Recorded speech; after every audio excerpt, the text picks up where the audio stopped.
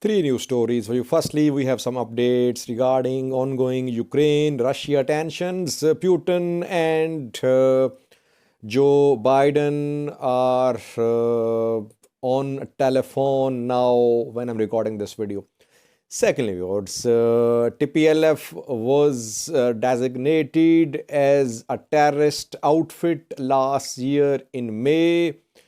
Uh, EU's representative visited Ethiopia yesterday, and EU's representative says that this designation of a banned outfit could be removed, and the decision by Ethiopian parliament could be revoked.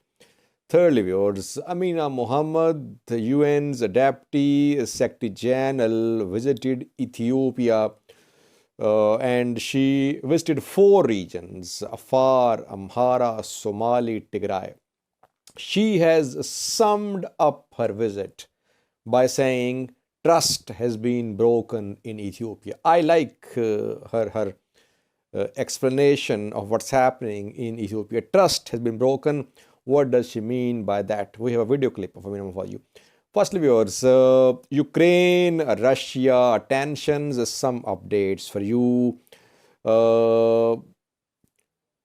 Western media, US intelligence sources claim that Russia is on the verge of attacking Ukraine. Russian news sources say that Ukraine is on the verge of attacking Donbass, Luhansk, and Donetsk areas. Tensions are there. In order to minimize the tensions, diplomatic efforts are underway. Firstly, Emmanuel Macron, French president, called Vladimir Putin, Russian president, today more than 1 hour long telephone conversation between Putin and Macron was held. Sergei Lavrov, Russian Foreign Minister, and Antony Blinken, US Secretary of State, held telephone conversation as well, but this phone call did not go well. KLM, Dutch airline, has suspended all flights to Ukraine. It says that there are security concerns, so it is stopping all flights to Ukraine. US, Germany, Israel, they have stopped all their citizens from traveling to Ukraine. They're telling their citizens to leave Ukraine as well. So tensions are there. Heavy mobilization of Russian troops close to Ukrainian border and of troops of Luhansk and Donetsk forces in Donbass is being seen. In Ukraine, preparations are being made, protests are being held today. A large rally was held in the capital city of Ukraine. Most important development of today is phone call between Putin and Joe Biden. The phone call is underway right now when I'm recording this video. Could this phone call be a breakthrough to de-escalate tensions? US is adamant that Russia is all set to attack Ukraine. Russia says that US is creating war hysteria. Let's see. We'll keep you updated because it's an international conflict. Entire Europe, US, Russia, all its neighbors are involved in this conflict. We can sum up that military preparations are there, but hectic diplomatic efforts are underway to de-escalate tensions. Secondly, viewers, in May last year, Ethiopian parliament designated Tigray People Liberation Front and Oromo Liberation Army as terrorist organizations. They were banned. They were banned from working, from operating in Ethiopia. Now, when we are hearing that indirect talks are underway between TPLF and Ethiopian government, a new report is being shared by some news sources. They say that designation of a terrorist outfit could be removed of TPLF in coming days. Deliberations are underway. Annette Weber is EU's representative for the Horn of Africa.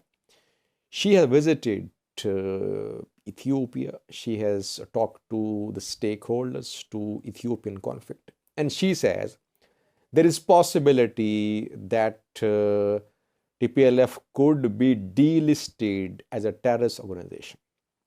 International community has been calling upon Ethiopia to delist TPLF as a terrorist organization.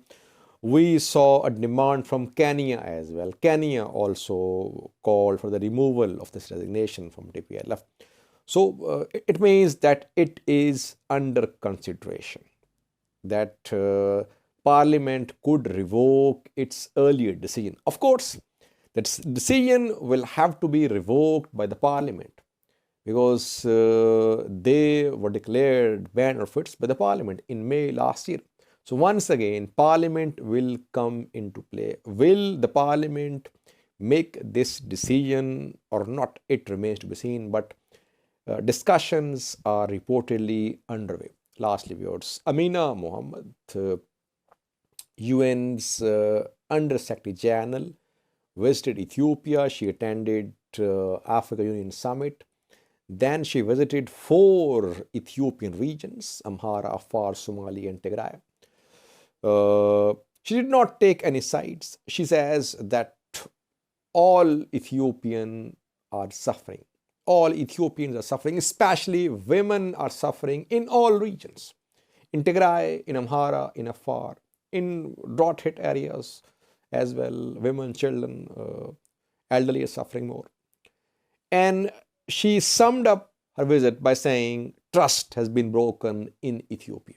Yes, trust has been broken between the governments, federal and regional, between ethnic groups, Tigrayans, non-Tigrayans, Amharas, Tigrayans, Oromos, Amharas. Trust has been broken. This trust must be rebuilt. How can it be rebuilt? Question is, how can this trust be rebuilt? The trust can be rebuilt by making a new start, by sitting at the table with open mind, by burying the past, by making concessions, by feeling for the other party as well. Let's see, are Ethiopian stakeholders ready to rebuild this trust or not? Divisions run deep. Hatred runs deep two ways. You'll have to say no to hate mongers, war mongers. Ethiopian government, Tigray regional government, Amhara regional governments, they will have to say no to extremist and hardliner politicians, organizations, and mindsets. They'll have to come to the table and sit for talks with an open mind. It can happen. Watch this video clip showing Amina Mohammed's talk about her visit of Ethiopia. Thanks for watching.